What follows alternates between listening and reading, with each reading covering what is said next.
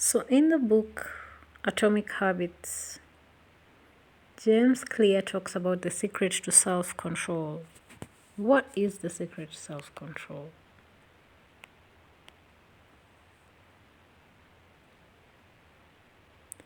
He says one cannot stick to positive habits in a negative environment. For instance, you cannot hope to quit smoking if you are hanging around friends who smoke. And that is one typical example of not being able to change and adapt positive habits in a negative environment. So, what is his advice for persons that want to evolve, want to change and adapt better habits? He advises to remove yourself from the negative environment, and this will save you willpower. If you think about it, when you remove distractions, you save yourself the willpower to change. So, for instance, if there's no TV to watch, then automatically you will have the time and the space to do that which you want to do. For instance, read a book. And so, what James Clear is telling us in this book is that the secret to self control is really optimizing your environment, taking a good look at your environment and seeing what elements in your environment encourage good habits and what elements in your environment encourage bad habits. And so the elements that encourage good habits make this obvious, and the elements that discourage these good habits make them invisible. Now, for instance, we have spoken about the TV in an environment where you wish to study, but you are confronted with the TV every day. What should happen in this instance? You could optimize by removing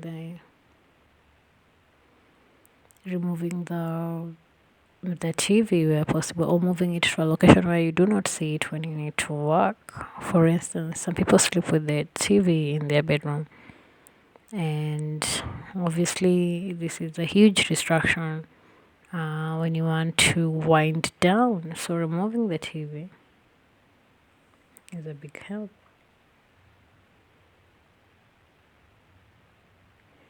Now,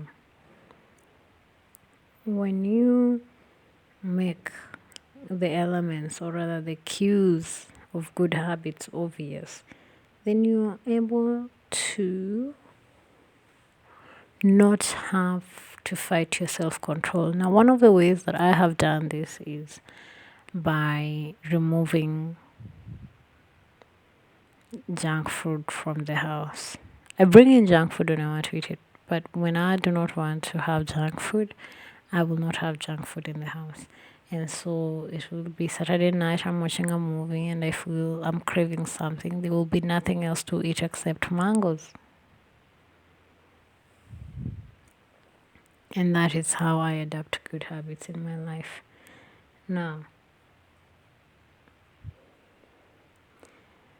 there are various ways to redesign your environment, and it gives concrete examples in the book of how you can go about this, redesigning your environment in order to save yourself the willpower to control your habits.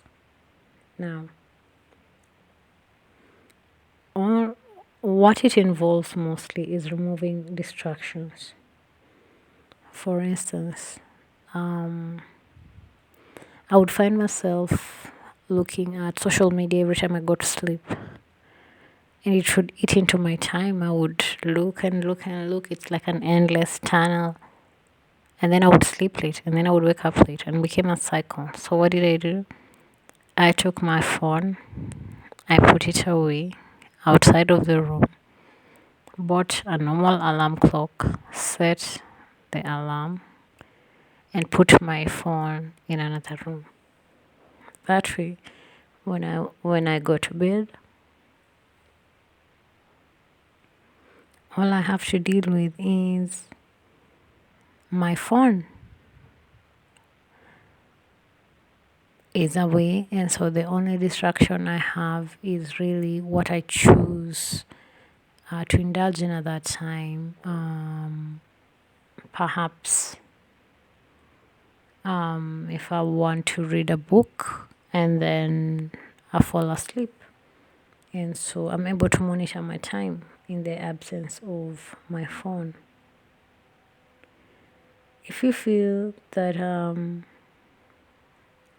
you spend all your money and you're not sticking to a budget, instead of trying to control your spending so much, you could automate your savings and have your savings immediately go to another account, a savings account, from which you cannot withdraw the money for some time. And this will ensure an automatic way of you saving money every month. And so you're not trying to control your spending habits. You already have taken care of that with a savings account. So that's just another way of removing the distractions. And you can also make the good cues that promote good behavior very obvious for you. So one of the ways to do this is,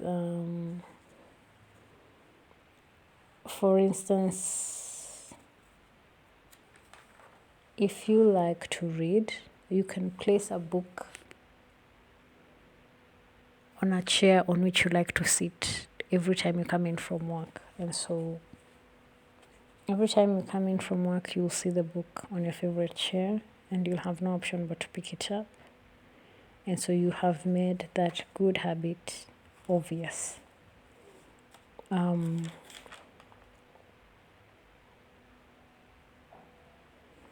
You can also set up a new environment if you feel like a habit is difficult, or you want to reshape it, you want to redesign your environment in order to adapt to a good habit. Now, for instance, you can say, I always skip the gym, but I do not want to skip the gym anymore. What can I do to make sure that I do not skip the gym? You can say, okay, every day before bed, I will pack the gym bag and put it by the door. When I wake up, that's the first thing I see as I head out to the car or as I head out to work. And so being prompted by the packed gym bag is sort of automating a good habit.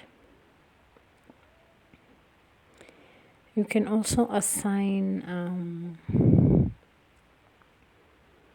if you feel that you like to read, but you do not have a proper set time to read or a proper place to read, you can look at your room and segregate a section of it and say, okay, I'm going to set up this place in such a way that it is only used for reading or working. During this COVID time, so many people have had to work from home. And out of that necessity, we have had to come up with corners in the room or a different room in which to design our work environment. And so just taking that, borrowing from that, one is able to redesign their environment in order to adapt to the habits that they can benefit from. Sometimes reading from home is difficult. Sometimes you want a stimulating environment in terms of it promotes that habit in you. And so you can choose to go to a coffee shop near you maybe once every week and just see if that helps you to build up that habit that you like.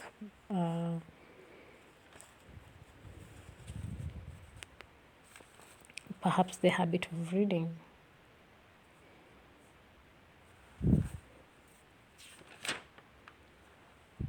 And so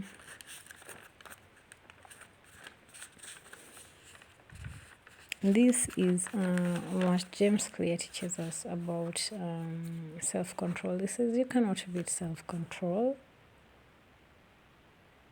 The secret to self-control is optimizing your environment to work for you. And that is all that is required.